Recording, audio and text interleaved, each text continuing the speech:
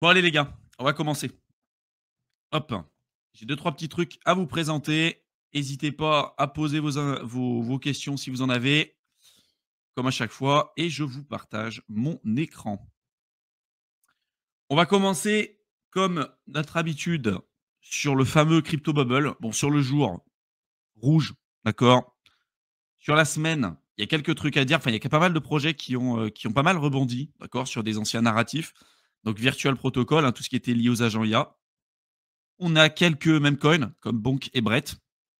Le fameux token Trump, parce que vous en avez parlé avec Mickaël, mais il y a eu une news, notamment avec Trump qui disait qu'il allait avoir la possibilité de faire un dîner avec lui, je crois, avec les 220 plus gros holders du token Trump. Donc évidemment, ça joue. Et le fameux XMR aussi, Monero, hein. Donc Monero, on va en parler un peu tout à l'heure, mais il y a une news qui a fait que ça a pas mal augmenté sur la semaine. Et sur le mois, depuis, ça a un petit peu corrigé, d'accord, mais on va en reparler.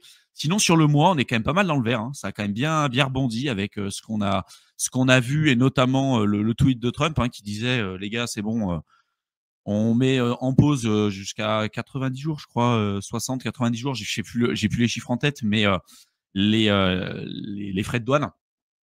Donc on va geler tout ça, et puis du coup évidemment le marché a très très bien réagi. Quand vous avez une seule personne qui a la possibilité de faire bouger aussi rapidement le marché, que ce soit sur le marché finance traditionnelle, donc actions, etc., et puis y compris la crypto, bon, ça vous dit aussi que le sentiment de marché globalement tient pas forcément à grand chose, hein. On est d'accord que d'un point de vue macro, il y a plein de questions à se poser. On n'est pas du tout encore sorti d'une période de latéralisation. Oui, ça a augmenté, d'accord. On n'est pas encore reparti immédiatement en boule, mais posez-vous toujours la question, qu'est-ce qui fait qu'aujourd'hui, on ne souhaite pas augmenter? Et évidemment, si c'est lié à un sentiment de marché, à la macro, etc., qu'est-ce qui concrètement tient cette macro aujourd'hui? C'est quoi le narratif? Et quel sera après le prochain narratif si jamais on part en hausse et en bull run? C'est toujours une question de narratif et de sentiment de marché à chaque fois, hein, dans tous les cas.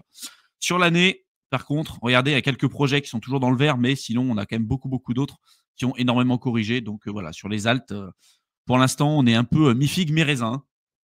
Au niveau des ETF, on va jeter un coup d'œil parce que là, il y a pas mal de changements depuis la dernière fois. Alors, regardez bien, là, sur Bitcoin, les entrées d'argent qu'on a depuis le 17 avril, c'est quand même plutôt pas mal. Donc, entre le 14, 15 et là, depuis le 17, regardez, hein, on a quand même des très belles rentrées d'argent sur le BTC. Et là, pour l'instant, il ne semble pas que ça soit prêt de s'arrêter. On a certains ETF qui sortent une certaine quantité quand même d'argent de leurs ETF, notamment là chez Fidelity, Bitwise et Arc. Par contre, chez BlackRock, ça achète, hein. Ça fait que acheter. Et regardez, là, presque 1 milliard d'inflows le 22, presque 1 milliard d'inflows le 23, le 24, 542 millions, 380 millions, 592 millions. Enfin, vous voyez, hein, ça augmente quand même plutôt pas mal, alors qu'on était clairement en sortie depuis un certain temps maintenant. Regardez, hein, la correction qu'on a eue pendant toute cette période-là. Et là, depuis, on repart à la hausse. Donc on verra, est-ce qu'on redépassera la TH qu'on avait connue sur le top de février, en fait, sur le BTC, sur les ETF. Est-ce qu'on va repasser au-dessus? Moi, je pense qu'on va largement repasser au-dessus, on verra. Mais en tout cas, là, c'est plutôt positif, ça rachète. Au niveau des ETF Ether, ce qu'on remarque, c'est que là, pour le coup, c'est un peu plus ténu. On était plutôt en sortie jusqu'à maintenant. On a déjà des volumes qui sont nettement plus faibles. Mais ces derniers jours, on repart en positif. Donc le 22, vous voyez, presque 40 millions d'entrées, 64 millions d'entrées le 24, le 25, 104 millions, le 28, 64, 18 ou 19 millions, etc., etc. Donc là, c'est pareil. On est en train de regarder un peu. On a eu une correction qui a été plus longue que ce qu'on avait connu, donc que ce qu'on a connu sur le BTC. Là, regardez, on était vers février, on était à peu près sur le top. Mi-février, on a pas mal corrigé. On a perdu, on a perdu presque 1 milliard. Presque 1 milliard d'argent net directement sur les ETF Ethereum. Alors, c'est pas grand-chose, franchement, par rapport à ce qu'on voit sur BTC, hein.